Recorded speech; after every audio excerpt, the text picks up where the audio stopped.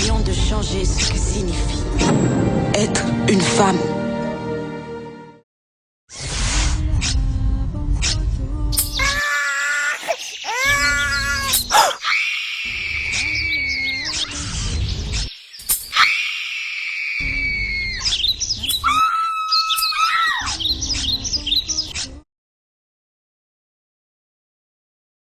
Je me souviens du jour où tout a changé. C'est le jour de ma mutilation. Mettre ma vie au service de cette horrible pratique répandue dans le monde entier, pour raconter la vérité sur l'excision et sur ce que c'est. C'est le jour de ma mutilation. De ce jour, je me souviens être allongée sous les arbres, les jambes écartées, les pieds attachés, les sangs saignants, là. Et j'ai pensé, j'ai senti, je savais par instinct naturel que c'était mal, que ce n'était pas la volonté de Dieu. Je savais que c'était mal et que si je restais en vie, si je survivais à la torture de ce jour-là, je me suis promis de faire quelque chose.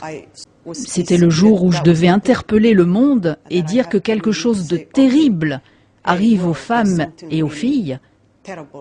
C'est absolument brutal, c'est fait en silence, c'est ignoré, c'est pratiqué au nom de toutes sortes d'excuses et cela doit s'arrêter.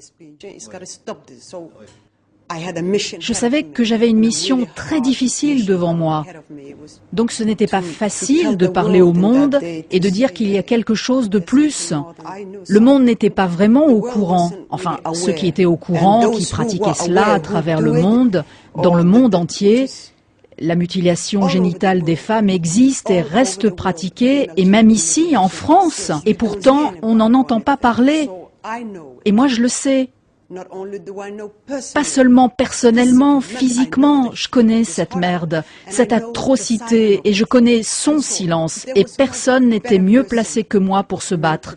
J'étais dedans, et je ne pouvais rester là et ignorer. Je devais donner ma vie pour ça. Il fallait que j'attrape votre cœur de n'importe quelle manière et vous amener à ressentir. Et cette scène devait être dans le film.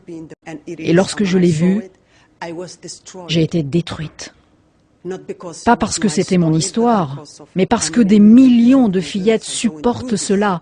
Et croyez-moi, ce n'est pas la scène d'un film, ce n'est pas fabriqué, mais c'est réel. C'est la réalité chaque jour. Et je ne crois pas que le monde sache à quel point c'est grave.